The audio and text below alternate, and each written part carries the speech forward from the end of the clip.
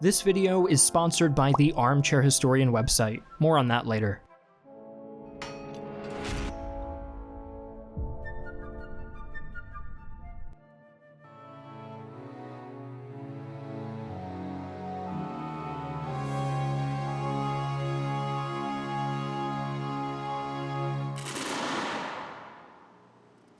Today, we're going to talk about the unsuccessful American invasion of Canada, the first one.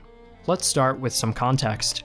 In 1763, the British Empire emerged victorious against France in the 7 Years' War. Suddenly, the British found themselves with a large number of ethnically French citizens in their new Canadian colony. Because of the French Canadians' dubious loyalties, the American Continental Congress sent a letter as early as May 29, 1775, writing the following: "To the oppressed inhabitants of Canada, join with us in the defense of our common liberty."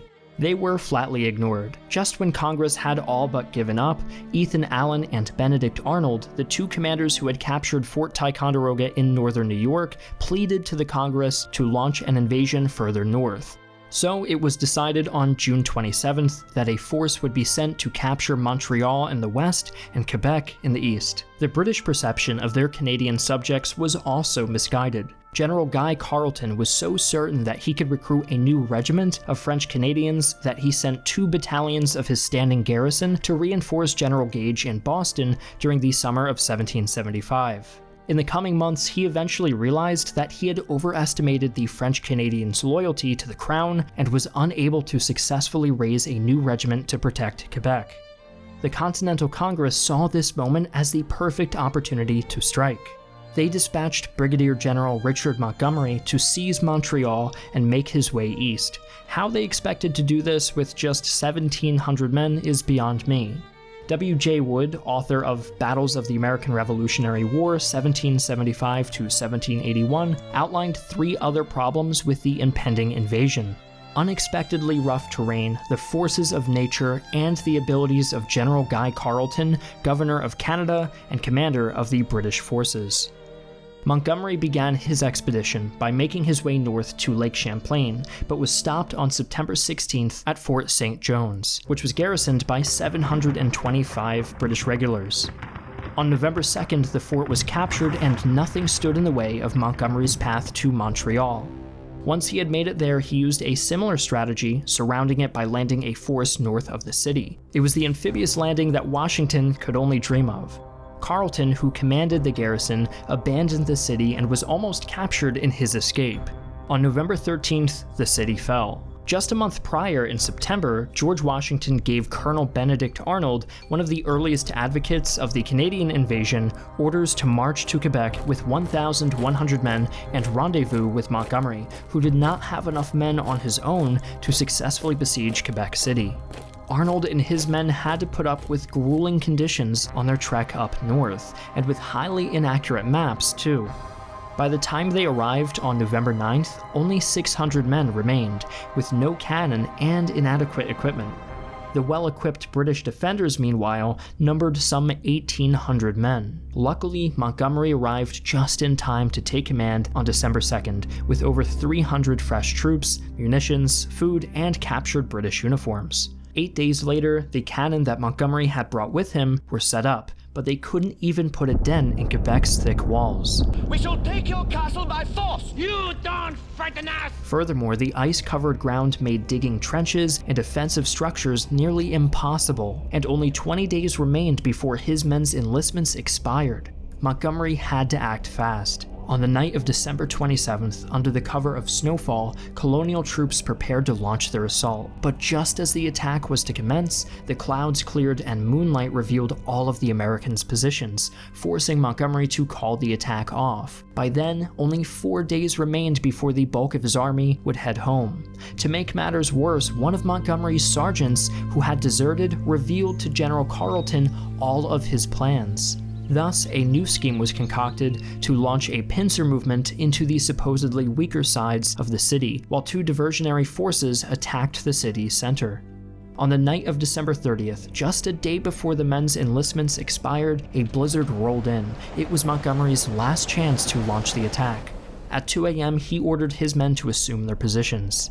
Montgomery first made his way south to the Plains of Abraham and began moving his men among the snow-covered bank of the St. Lawrence River. Montgomery assumed that he had the element of surprise, and being the inspiring leader he was, took 17 of his men and rushed to capture a British redoubt that he thought was undefended. Unbeknownst to Montgomery, this was one of the most heavily fortified positions of Carleton's line of defense.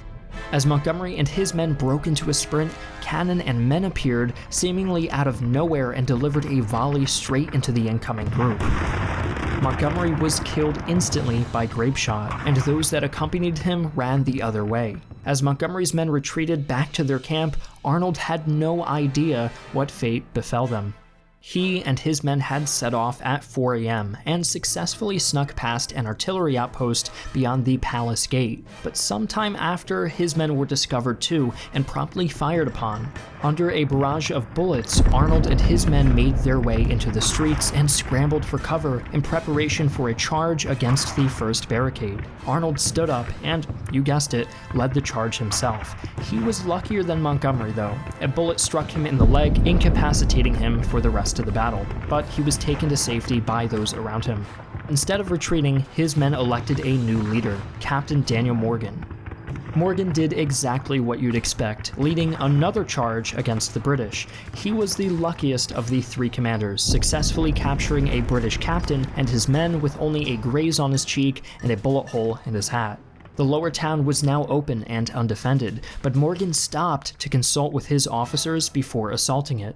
They had captured 150 prisoners and could not proceed without risking overextension. Thus, Morgan's officers convinced him to stop there and wait for Montgomery to rendezvous with them, after which time they could continue the attack. As we know, Montgomery had been killed by then.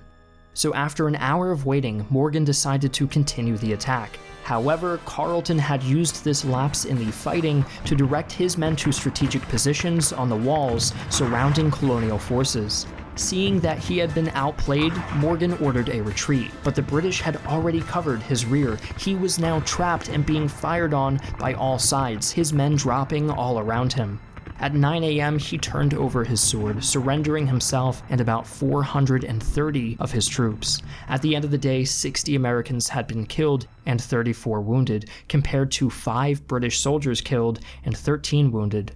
In the aftermath of this disastrous incursion, the defeated Arnold found his way back to the remnants of Montgomery's men, and together they held out for winter with drooping spirits.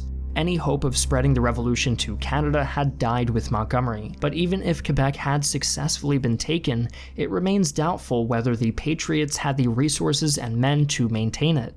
In May 1776, the Patriots finally gave it up when British General John Burgoyne landed with 4,000 reinforcements. Arnold was the last American to leave Canada on June 18th, still hungry for a victory. Thanks for watching. If you want to gain full access to this series, which will cover nearly every battle of the American Revolution, you can go to thearmchairhistorian.com, go to join, and sign up for as little as $4 for your first month if you're one of the first 30 people to use my promo code REVOLUTION. Those who pay for the premium membership will also be able to request their own lecture videos every few months, which all members will be able to view, and the best part is that no videos on the website will have ads or sponsorships. We shall take your castle by force. You don't frighten us.